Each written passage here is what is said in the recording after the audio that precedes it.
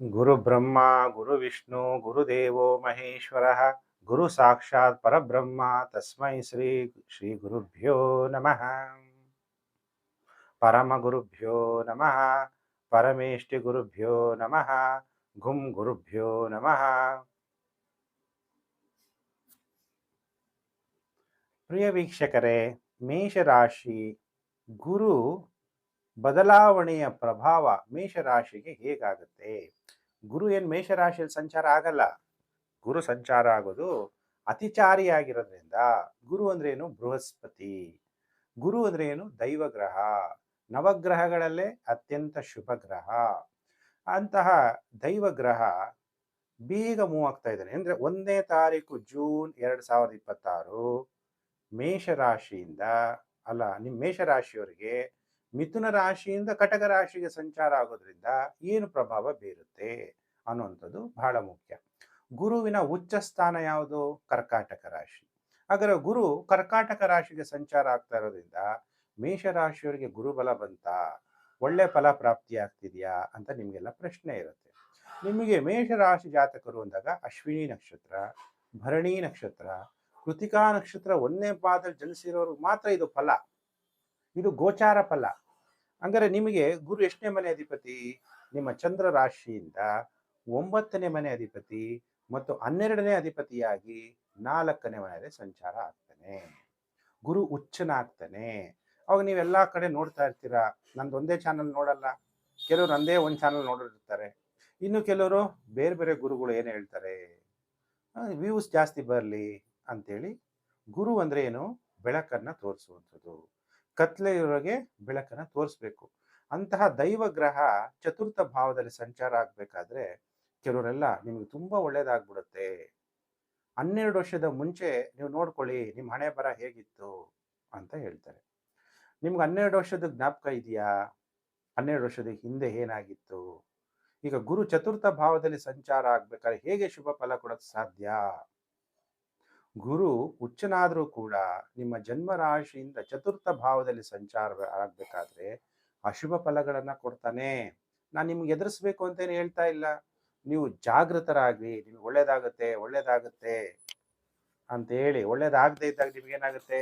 ಬೇಜಾರಾಗುತ್ತೆ. ಜ್ಯೋತಿಷ್ಯ ಅನ್ನೋದು ಸುಳ್ಳು ಅನ್ನೋಂತಹ ಮನೋಭಾವನೆ ಬರುತ್ತೆ. ಆ ಚಾನಲ್ನಲ್ಲಿ ಆ ಗುರುಗಳು ಹಂಗೆ ಹೇಳಿದ್ರು, ನಿಮ್ಮ ಚಾನಲಲ್ಲಿ ನೀವು ಈ ಥರ ಹೇಳ್ತಿದ್ದೀರಾ ಅಂತ ನೀವೆಲ್ಲ ಕಮೆಂಟ್ ಹಾಕ್ತೀರಾ. ಅದಕ್ಕೆ ಕೆಲವರೆಲ್ಲ ನನಗೆ ಹೇಳಿದ್ರಿಂದ ನಾನು ನಿಮಗೆ ತಿಳಿಸ್ತಾ ಇದ್ದೀನಿ. ಹಾಗಾದರೆ ಪುಷ್ಕರ ಸ್ನಾನ ಮಾಡಿದ್ರೆ ಬಹಳ ಒಳ್ಳೆಯದಾ? ಖಂಡಿತ ಒಳ್ಳೆಯದು. ಯಾವಾಗ ಗುರು ಮಿಥುನ ರಾಶಿಯಿಂದ ಕಟಕ ರಾಶಿಗೆ ಸಂಚಾರ ಆಗ್ತಾನೆ ಆಗ ಯಮುನಾ ನದಿ ಸ್ನಾನ ಮಾಡಿದ್ರೆ ಬಹಳ ಉತ್ತಮ.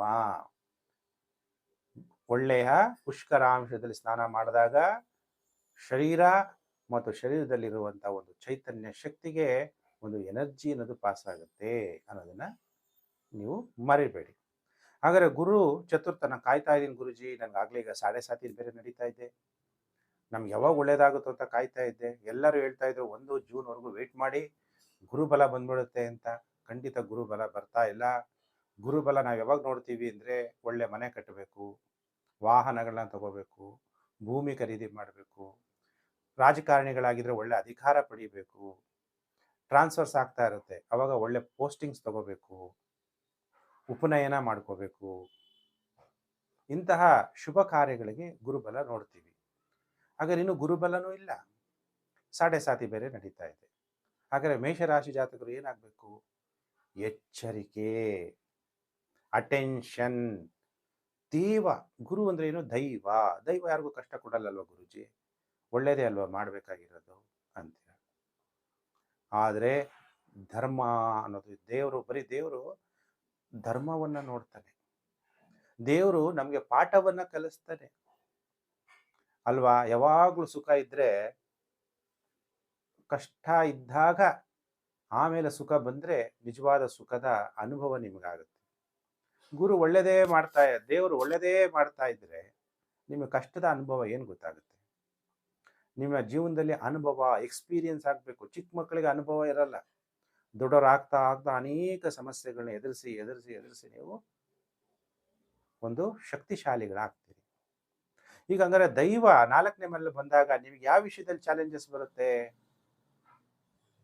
ಮನೆ ಹತ್ರ ಹಳ್ಳಿಗಳಲ್ಲಿದ್ದೀರಾ ಅನ್ಕೊಳ್ಳಿ, ಚತುಷ್ಪಾದ ಪ್ರಾಣಿಗಳು ಅಂದ್ರೆ 4 ಕಾಲುಗಳಿರುವಂತ ಪ್ರಾಣಿಗಳನ್ನ ಸಾಕಿದ್ದೀರಾ, ಕುರಿನೋ ಮೇಕೆನೋ ಹಸುನೋ ಎಮ್ಮೆನೋ. ಅಲ್ಲಿಂದ ನೀವೇನೋ ಒಂದು ಅದು ನೀವು ಯಾಕೆ ಸಾಕು ಪ್ರಾಣಿಗಳನ್ನ ಸಾಕ್ತೀರಾ? ಏನೋ ಲಾಭ ಆಗಲಿ ಅಂತ. ಅದು ಆಗದೆ ತೊಂದರೆಗಳಾಗುವಂಥದ್ದು. ಅಥವಾ ನಿಮ್ಮ ಮನೆಗಳು ಎಲ್ಲೋ ಗುಡ್ಡ ಬೆಟ್ಟ ಕಾಡು ಪ್ರಾಣಿಗಳಿರೋ ಜಾಗದಲ್ಲಿದ್ದರೆ 4 ಕಾಲು ಪ್ರಾಣಿಗಳಿಂದ ಬಹಳ ಎಚ್ಚರಿಕೆಯನ್ನು ವಹಿಸಿ ಮೇಷರಾಶಿ ಜಾತಕರು. ತಾಯಿಗೆ ಅನಾರೋಗ್ಯ ಉಂಟಾಗ್ಬೋದು. ರಿಯಲ್ ಎಸ್ಟೇಟ್ ವ್ಯವಹಾರ ಮಾಡ್ತಾ ಇದ್ರೆ ಗುರು 4ನೇ ಮನೆಯಲ್ಲಿದ್ದಾನೆ. ವ್ಯಾಪಾರಂ ದ್ರೋಹ ಲಕ್ಷಣಂ ಅಂತೀವಿ. ಒಂದಾದ್ರೂ ಸುಳ್ಳು ಹೇಳಲೇಬೇಕು. ನೀವೇನೋ ಸ್ವಲ್ಪ ಸುಳ್ಳು ಹೇಳಿ ವ್ಯಾಪಾರ ಮಾಡಕ್ ಹೋದಾಗ ಗುರು ಹೆಂಗ್ ಶುಭ ಫಲ ಕೊಡಕ್ ಸಾಧ್ಯ?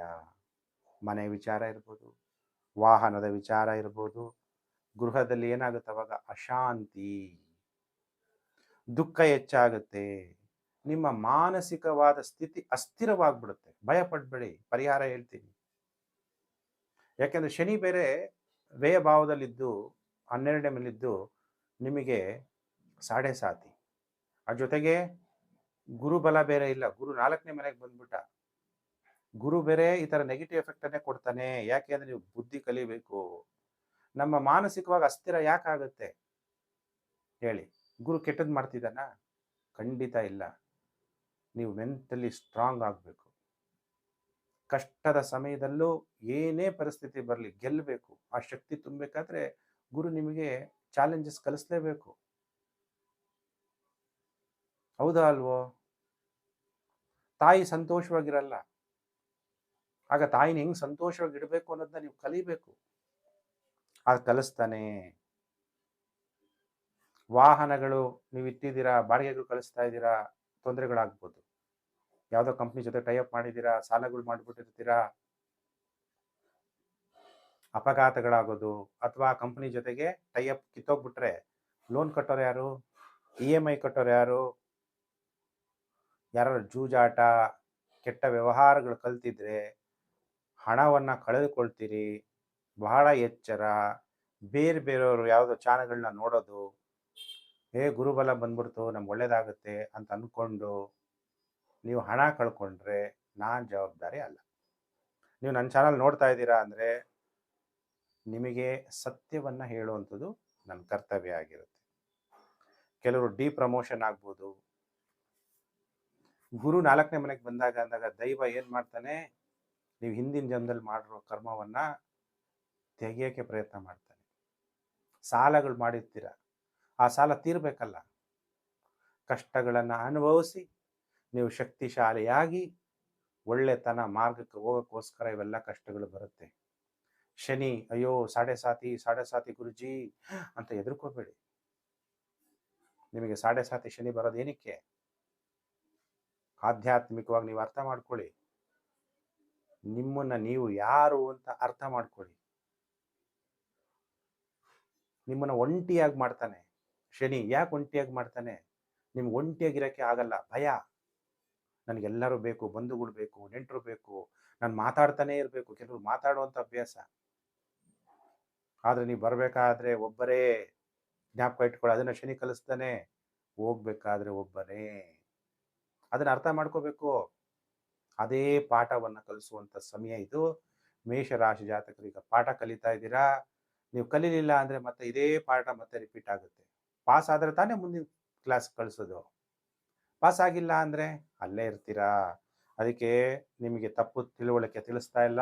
1/6ರಿಂದ 31/10/2026ವರೆಗೂ ನಿಮಗೆ ಗುರುಬಲ ಇಲ್ಲ.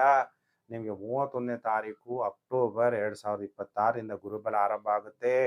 ಗುರು ಅಷ್ಟಮ ಭಾವ, ನಿಮ್ಮ ಜನ್ಮ ರಾಶಿಗೆ ಅಷ್ಟಮ ಭಾವವನ್ನು ನೋಡ್ತಾನೆ.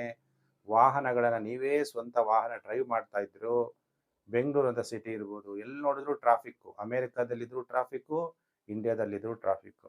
ಬಹಳ ಹುಷಾರಾಗಿರ್ರಿ. ಬೇರೆ ವಾಹನಗಳಲ್ಲಿ ಬೇರೆ ಯಾರೋ ಡ್ರೈವರ್ ಇರಬೇಕು, ಅವ್ರು ಡ್ರೈವ್ ಮಾಡಬೇಕು. ಲೆಫ್ಟಲ್ಲೇ ಹೋಗ್ತಿರ್ತೀವಿ, ಯಾರೋ ಒಬ್ಬನು ಸಡನ್ನಾಗಿ ಮುಂದೆ ಬಂದ್ಬಿಡ್ತಾರೆ. ಗುರು 10ನೇ ಮನೆ ನೋಡ್ತಾ ಇದ್ದಾನೆ. ಕೆಲವರಿಗೆ ಅಧಿಕಾರವನ್ನು ಕಳ್ಕೊಂಡ್ಬಿಡ್ಬೋದು ನೀವು. ಯಾಕೆ ಆ ಥರ ಆಗುತ್ತೆ ಅಂದರೆ ನೀವು ನ್ಯಾಯವಾಗಿದ್ದು ಯಾವುದೂ ತಪ್ಪುಗಳು ಮಾಡದೇ ಇದ್ರೆ ಆ ಥರ ಆಗಲ್ಲ. ಅಧಿಕಾರ ಇದ್ದಾಗ ನಾನು ಕರೆಕ್ಟಾಗಿದ್ದೀನಿ ಗುರೂಜಿ ಅಂತೀರಾ. ಆದರೆ ನಿಮಗೇ ಗೊತ್ತಿದೆ ನೀವು ಅನೇಕ ತಪ್ಪುಗಳನ್ನು ಮಾಡಿರ್ತೀರ. ಅದಕ್ಕೆ ಆ ಟೈಮಲ್ಲಿ ಡಿಪ್ರಮೋಷನ್ ಆಗ್ಬಿಡುವಂಥ ಸಾಧ್ಯತೆಗಳಿದೆ. ಗುರು ವ್ಯಯಭಾವವನ್ನು ನೋಡ್ತಿದ್ದಾನೆ. ದಾನ ಧರ್ಮವನ್ನು ಮಾಡಿ ಪುಣ್ಯವನ್ನು ಮಾಡ್ಕೊಳಕ್ಕೆ ಅವಕಾಶವನ್ನು ಮಾಡಿಕೊಡ್ತಾನೆ. ನೀವು ಅದನ್ನು ಮಾಡಿ ನಿಮ್ಮ ಕರ್ಮಗಳನ್ನು ಕಳ್ಕೊಂಡ್ರೆ ನಿಮಗೆ ಮುಕ್ತಿ. ಅಥವಾ ಮುಕ್ತಿ ಅಂದರೆ ಏನು? ಪ್ರಾಣ ಹೋಗ್ಬಿಡೋದು ಅಂತಲ್ಲ. ಹಿಂದಿನ ಜನ್ಮ ಕರ್ಮಗಳು ಏನಿದೆಯೋ ಅದು ಕಳ್ಕೊಳ್ಳೋಕ್ಕೆ ನಿಮಗೆ ದಾರಿ, ಕರ್ಮಗಳನ್ನು ಕಳ್ಕೊಳ್ಳೋಕ್ಕೆ ದಾರಿಗಳನ್ನು ತೋರಿಸ್ತಾನೆ. ಆಗ ನಿಮಗೆ ಅಕ್ಟೋಬರಿಂದ ಒಳ್ಳೇದಾಗುತ್ತೆ. ಇಲ್ಲಾಂದರೆ ಗುರುಬಲ ಬಂತು ಹೋಯ್ತು ನಮಗೇನು ಒಳ್ಳೇದಾಗಲಿಲ್ಲ ಅಂತೀರ. ಅದಕ್ಕೆ ಈ ಟೈಮಲ್ಲಿ ಪಾಠ ಕಲಿಯುವಂಥ ಸಮಯ. ಈ ಪಾಠ ಕಲಿಯುವ ಸಮಯದಲ್ಲಿ ಏನಾಗಬೇಕು? ವಿದ್ಯಾರ್ಥಿಗಳಾಗಿರಬೇಕು. ವಿದ್ಯಾರ್ಥಿಗಳು ಯಾವ ವಿಷಯದಲ್ಲಿ ವಿದ್ಯಾರ್ಥಿಗಳಾಗಿ? ಸ್ಕೂಲಲ್ಲಿ ಹೋಗಿ ಪುಸ್ತಕ ತಗೊಂಡು ಹೋಗಿ ಅಂತಲ್ಲ, ಜೀವನದ ಪಾಠವನ್ನು ಕಲಿಬೇಕು, ಒಳ್ಳೆತನವನ್ನು ಕಲಿಬೇಕು, ಸಮಾಜಕ್ಕೆ ನಾವು ಮಾರ್ಗದರ್ಶಕರ ಆಗಬೇಕು. ಇದನ್ನೆಲ್ಲ ಕಲಿಸ್ತಾ ಹೋಗ್ತಾನೆ. ಅದಕ್ಕೆ ಇದು ನೀವು ಯಾರು ಮೇಷರಾಶಿ ಜಾತಕರು ಎದುರ್ಕೊಳ್ಳೋ ಅವಶ್ಯಕತೆ ಇಲ್ಲ. ಬೆಳಿಗ್ಗೆ ಎದ್ದಾಳಿ, ಬೇಗ ಎದ್ದಾಳಿ. ಆದಷ್ಟು ಸೂರ್ಯೋದಯಕ್ಕಿಂತ ಮೊದಲೇ ಎದ್ದರೆ ಒಳ್ಳೆಯದು. ಇಲ್ಲ ಬ್ರಹ್ಮ ಮುಹೂರ್ತದಲ್ಲಿ ಎದ್ದೇಳಕ್ಕೆ ನಂಗೆ ಶಕ್ತಿ ಇದೆ ಅಂದರೆ ಎದ್ದು ಕೂತು ಶಿವನ ಧ್ಯಾನ ಮಾಡಿ. ಏನು ಗುರುಜಿ ನೀವು ಶಿವನ ಧ್ಯಾನನೇ ಹೇಳ್ತೀರಾ? ನೀವು ಯಾವ ದೇವತೆಗಳನ್ನಾದರೂ ನೀವು ಪೂಜೆ ಮಾಡಿ, ನಿಮ್ಮ ಕುಲದೇವ್ರನ್ನಾದರೂ ಪೂಜೆ ಮಾಡಿ. ಅಶ್ವತ್ಥ ಕಟ್ಟೆ ಇದ್ದರೆ ಆ ಮರದ ಕೆಳಗಡೆ ಕೂತು ಧ್ಯಾನ ಮಾಡಬೇಕು. ಓಂ ಸದ್ಗುರುವೇ ನಮಃ. ಗುರುಗಳ ಗುರು ಸದ್ಗುರು ಶಿವ. ಆ ಶಿವನ ಪೂಜೆ ಮಾಡಿದಾಗ ದೈವ ಬೃಹಸ್ಪತಿ ಒಳ್ಳೆ ಫಲವನ್ನು ಕೊಡ್ತಾನೆ. ನಿಮ್ಗೆ ಇನ್ನೂ ಪರಿವರ್ತನೆ ಆಗೋಕ್ಕೆ ಅವಕಾಶಗಳನ್ನು ಕೊಡ್ತಾನೆ. ಏಕಾಂಗಿಯಾಗಿರಿ. ಒಬ್ಬರೇ ಇರಬೇಕು ಅಂತ ಭಯ ಪಡಬೇಡಿ. ನೀವು ಭಯ ಪಡೋ ಅವಶ್ಯಕತೆನೇ ಇಲ್ಲ. ನೀವು ಬಂದಿದ್ದು ಒಬ್ಬರೇ, ಹೋಗ್ಬೇಕಾದ್ರೂ ಒಬ್ಬರೇ ಅನ್ನೋದನ್ನು ಕಲ್ತ್ಕೊಳ್ಳಿ. ಪ್ರಿಯ ವೀಕ್ಷಕರೇ, ಈ ಮಂತ್ರ ಜಪ ಮಾಡ್ತಾ ಆಗಾಗ ನೀವು ಶಿವನಿಗೆ ರುದ್ರಾಭಿಷೇಕವನ್ನು ಮಾಡಿಸ್ತಾ ಹೋಗಿ. ನಿಮಗೆ ಖಂಡಿತ ಒಳ್ಳೆ ಫಲ ಪ್ರಾಪ್ತಿಯಾಗುತ್ತೆ. ಒಳ್ಳೆ ಸಮಯ ಬರೋವರೆಗೂ ನೀವು ಕಾಯಬೇಕಾಗತ್ತೆ. ಕೆಲವೊಂದು ನಮ್ಮ ಜೀವನದಲ್ಲಿ ಪರಿವರ್ತನೆ ಮಾಡ್ಕೊಳ್ಳುವಂಥದ್ದು ಕೂಡ ಮಾಡ್ಕೋಬೇಕಾಗುತ್ತೆ. ವಿಡಿಯೋನ ದಯವಿಟ್ಟು ಶೇರ್ ಮಾಡಿ. Facebook, WhatsApp group, Telegram group ಎಲ್ಲ ಕಡೆ ಶೇರ್ ಮಾಡಿ. ಸತ್ಯವಾದಂತಹ ವಿಚಾರವನ್ನು ಎಲ್ಲರೂ ಕೂಡ ತಿಳ್ಕೊಳ್ಳಿ. ಬೇರೆಯವರು ಯಾರು ಏನೋ ಹೇಳ್ತಾರೆ, ಗುರುಜಿ ಅವ್ರು ಹಂಗೆ ಹೇಳಿದ್ರು, ಇವ್ರು ಹೆಂಗೆ ಹೇಳಿದ್ರು, ಕಮೆಂಟ್ ಮಾಡಿದ್ರು ಅದು ಪ್ರಯೋಜನ ಇಲ್ಲ. ಯಾವತ್ತಿದ್ರೂ ಸತ್ಯ ಸತ್ಯನೇ. ಹೌದಾ ಅಲ್ವಾ? ಸೂರ್ಯನ ಬೆಳಕೆ ಮೋಡ ಮುಚ್ಕೋಬೋದು, ಆಮೇಲೆ ಮೋಡ ಹೊರಟೋಗುತ್ತೆ, ಸೂರ್ಯನ ಬೆಳಕು ಕಂಡೇ ಕಾಣುತ್ತೆ. ಹಾಗೆ ಸತ್ಯವಾದಂಥ ವಿಚಾರವನ್ನು ತಿಳಿಸ್ತಾ ಇದ್ದೀನಿ. ಪ್ರಿಯ ವೀಕ್ಷಕರೇ, ತಾಯಿಯ ವಿಚಾರದಲ್ಲಿ ಜಾಗ್ರತೆ, ವಾಹನಗಳ ವಿಚಾರದಲ್ಲಿ ಜಾಗ್ರತೆ, ಆಸ್ತಿಯ ವಿಚಾರದಲ್ಲಿ ಜಾಗ್ರತೆಯನ್ನು ವಹಿಸಿ ಪರಿಹಾರಗಳನ್ನು ಮಾಡ್ಕೊಳ್ಳಿ.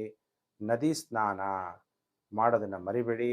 ಯಮುನಾ ನದಿ ಸ್ನಾನ ಆದರೂ ಮಾಡಿ. ನಿಮ್ಮ ಕೈಲಾಗಲಿಲ್ಲ ಅಂದರೆ ನಿಮ್ಮ ಮನೆ ಹತ್ರ ಎಲ್ಲಾದರೂ ಒಂದು ಒಳ್ಳೆ ನದಿ ಇದ್ದರೆ, ನಾನು ಬೆಂಗಳೂರು ಮೈಸೂರಲ್ಲಿದ್ದೀನಿ, ಕಾವೇರಿ ನದಿಲಾದರೂ ಸ್ನಾನ ಮಾಡೋಕ್ಕೆ ಪ್ರಯತ್ನ ಮಾಡಿ, ಅಥವಾ ಗಂಗಾ ಜಲ ತಗೊಂಬಂದು ಸ್ನಾನ ಮಾಡಿ, ಒಳ್ಳೆಯದಾಗುತ್ತೆ.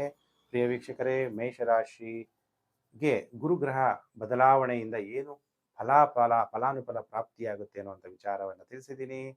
ನಿಮಗೆಲ್ಲ ಒಳ್ಳೆಯದಾಗಲಿ. ಸಮಸ್ತ ಲೋಕೋ ಸುಖಿನೋ ಭವಂತು. ಪ್ರಿಯ ವೀಕ್ಷಕರೇ, Facebook, WhatsApp group, Telegram group ಎಲ್ಲ ಕಡೆ ನೀವು ವಿಡಿಯೋ ಶೇರ್ ಮಾಡಿದ್ದೀರಾ. ನಿಮಗೆ ತುಂಬ ಧನ್ಯವಾದಗಳು. ನಾನು ಮತ್ತೊಂದು ವಿಡಿಯೋದಲ್ಲಿ ಮತ್ತೆ ನಾನು ನಿಮ್ಮನ್ನು ಭೇಟಿ ಮಾಡ್ತೀನಿ. ನಮಸ್ಕಾರ.